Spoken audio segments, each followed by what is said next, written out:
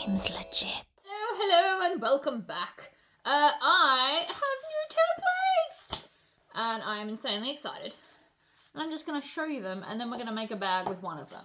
So first up, we have scales. So these can be dragon scales, fish scales. You can do them up or down. Different people have different thoughts on that.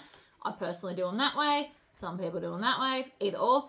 So they've got the shapes, obviously. And then if you can't draw the curve or you're worried about it, we also have a curved template that you just shift over to actually draw it all for you, which is fabulous. So that's the first one. The second one is diamond kind of things. I can't even think what this shape's called. A hexagon, but it's like a squished hexagon. Extended hexagon. There you go. That's what we've called it. Anyway, so this one doesn't, this one you actually just go down, down. So you can actually do the whole thing in one line and then you come and do the next one. I really like this one. I do have ideas for which bag I want to do this for. And then this one is probably secretly my favorite, but we're not doing it today. It is hexagons and they start off skinny and then they get wider as you go out, which I just think is insanely awesome. So this one is called the Reptile Hexagonal, and this is fabulous. So these are going to come in a 3-piece set. By the time this video is up, I will have them on my website. They will only be coming in the green flexi plastic. We won't be doing them in the clear acrylic because these are just better for what we're using them for. So I will eventually do videos with all of these. But today we're going to do the fish scales because I had an idea, but I'm really excited about this. I don't know what we're going to put it on yet, but I will try and do it in the next coming weeks, depending of course on everything that's going on. So we're going to go with our scales and I'll show you why. I have picked a random Chula pink fabric I had in my stash.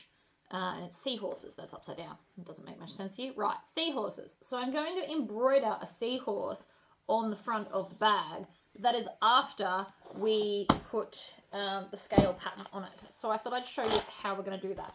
So I've already got my vinyl and I've ironed on my foam. This is the Jezebel pattern for anyone that doesn't know. And so I cut the foam to not be in the seams. It will just make it easier, especially if you're on a domestic machine. I highly recommend you always take out the seam allowance with the foam. It will make your life way, way easier. So first thing I'm going to do is fold it in half and find the center, because we all know I'm a little bit obsessed with centers of things. You will need the top and the bottom eventually, and it will be easy to do it now rather than later. Also, because I plan on embroidering over this after we've put the scales on. We will definitely need the center. So I'm hacking my own pattern. So this is Jezebel, but it's not going to be made like a normal Jezebel. It's got some different stuff going on. All right, so we are now going to take this, and I'm going to be using, you want something erasable, so I'm going to use a friction pen. This one is a Pilot friction ball. Love friction pens. You can also use chalk if you would prefer. Now, the first thing I want to do is I'm going to grab my long, not that one. So we're going to use a bunch of stuff today. I also have these really cool seam guides.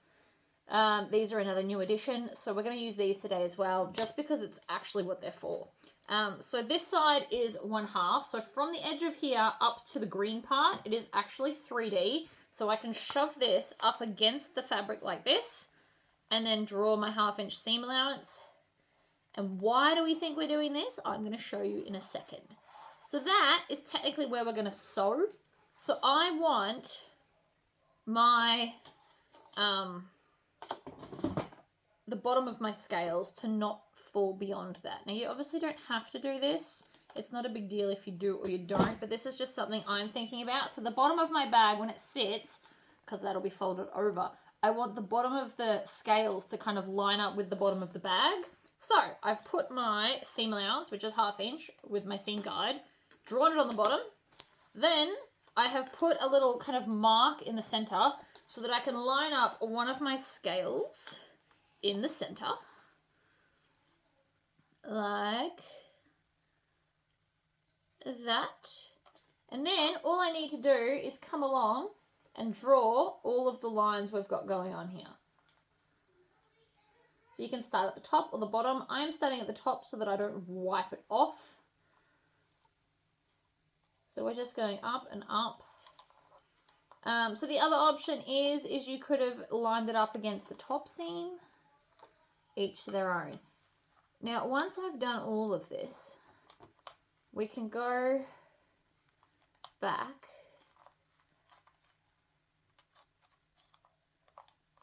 and so once you've done this, you can actually come and take this and then along these edges here, you can go along and draw your curve. So that's what this extra little bit here is for, so that you can draw your curve while it still looks fabulous like this. And it all lines up. It's all perfectly in line. So now you can see my fish scales have a curve. So I'm just going to now draw all the rest of them. I'm only going to do one of these today for the video. And so now I just need to line it up where it was, like so, and I can continue on.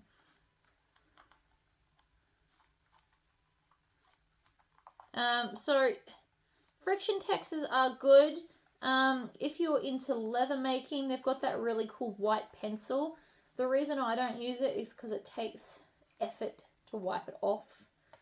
And we all know how I feel about, you know, things like that. I like to be as efficient as possible. You may also call that lazy if you like. I have no objections. So this pen, I think, is on its way out, which is why you'll see me double drawing some stuff. My pen's not being as awesome as it should be. You could also draw this on the back. The reason I'm not doing that, though, is because I haven't put the foam all the way to the edges, and I don't want to distort how it's going to look. And that might happen if I draw it from the back. So I'm not. But this will all just wipe off with a damp cloth later, if you see any of it left. And I possibly should have pre-recorded me doing the other half of this so that you can see what's going on. I'm going to finish this actual bag. So this video is obviously just going to be a quick one, as you can tell, on how to do this part. I will do all of this off camera and then I will finish the bag on camera because I've made some changes to the Jezebel. And it's always fun to see what hacks you can do. I like it when people hack my patterns. Because I can't think of everything all the time. I mean, I could make a pattern where you've got 15 options, but that feels excessive. Right, so I'm nearly there. I'm on my second last row. It would go quicker if my pen wanted to work better than it is, but we can't win them all.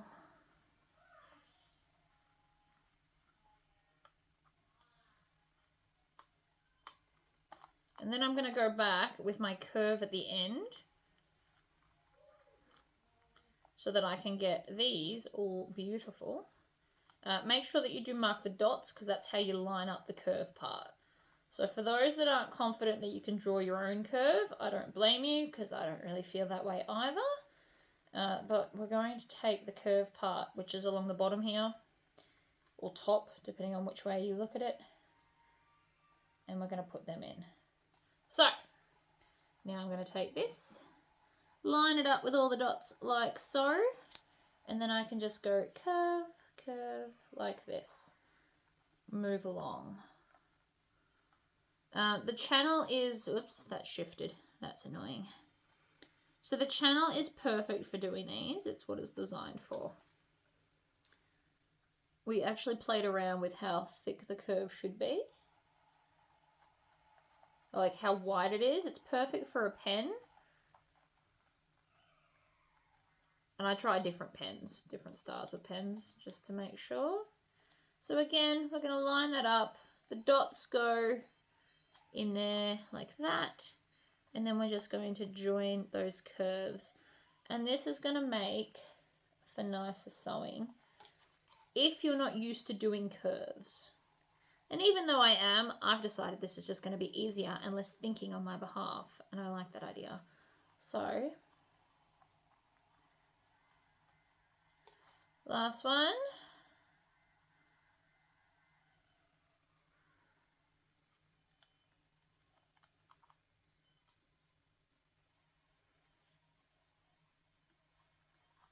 Like that. Alright. So now I have this, which looks really, really messy, and I'm okay with that. I'm going to pop that over there. I'm just going to hit pause while I change thread colour. I'm thinking I might go with this dark kind of tealy, sea, greeny, bluey, whatever that is. Because I think it's fabulous. It's going to tie right into the whole sea theme I've got going on. So I'm just going to make sure I've got a bobbin, because I'm not sure. Oh, I do. Cool. So I'm just going to set this up, and then I'll show you how to stitch them in line with what's going on here. I'm going to move Scully out of the way, and I'm going to start here. So I've got my stitch length on 4. And you can backstitch if you want to, but I'm not super worried, if I'm honest. Now, you won't see this top edge, so you need to keep that in mind when you're stitching, because you can actually join the stitches and it won't matter. So if you lined it up and there's a bit of a gap, you just do the stitches to get back through the gap. Now obviously this is going to take a while, and because there's a lot of curves, you want to make sure you're twisting it properly.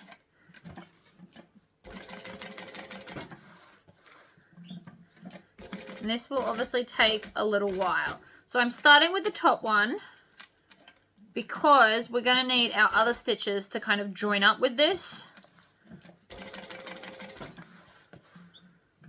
Turn it down, come around. Now you want to go really, really slowly on the top curve part. This is probably the fiddliest one that I've actually picked to show you. But it's what I was inspired by today. Even though I love the multi-size hexagons, because they make me very happy.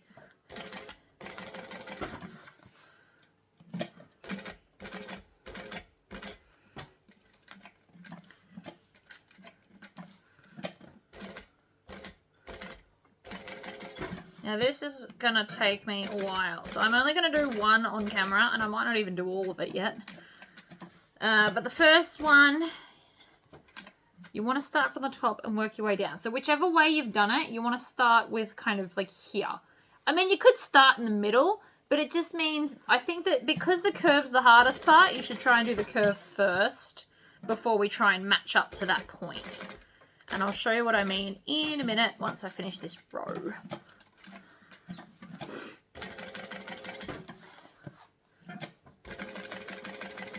Alright, done, because I'm not worried about that edge anyway.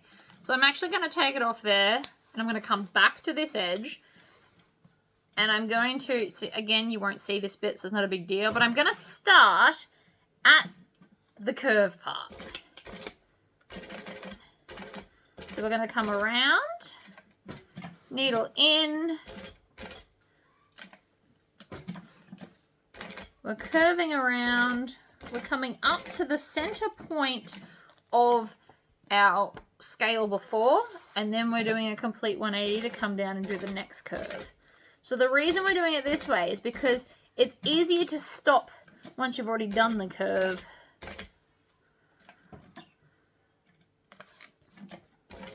Always stop with your needle down.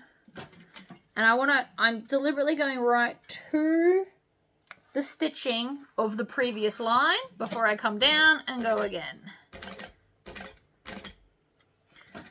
Now obviously this is not for the faint of heart, this one. The other ones will be much easier to stitch than this, but you know, since when do I ever start easy? So up to that stitching and go through that previous line, and then we'll come down. Now, if you've got speed control on your machine, I definitely suggest you turn it right down for this.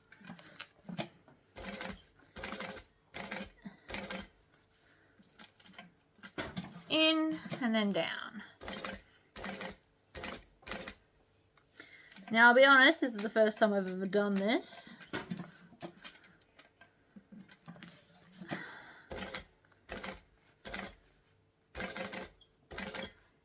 And and right into that seam again. So it's becoming, I'll show you once we finish this thing. I'll zoom in for you.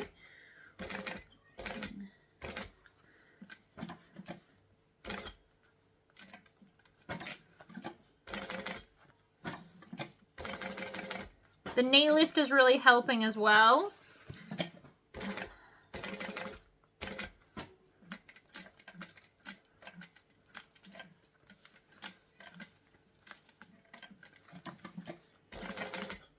It is a very tight scale curve.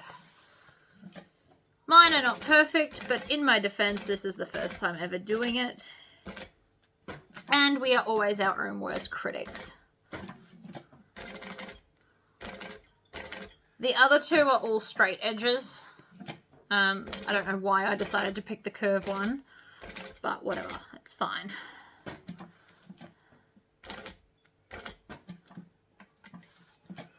And again, I'm not going to do that last little bit because it's in the seam allowance. But as you can see, mine's a little bit kind of crooked there, but that's all right, and a little bit crooked here. But you see, I come right up into that seam line so that they are seamless curves, which is the idea.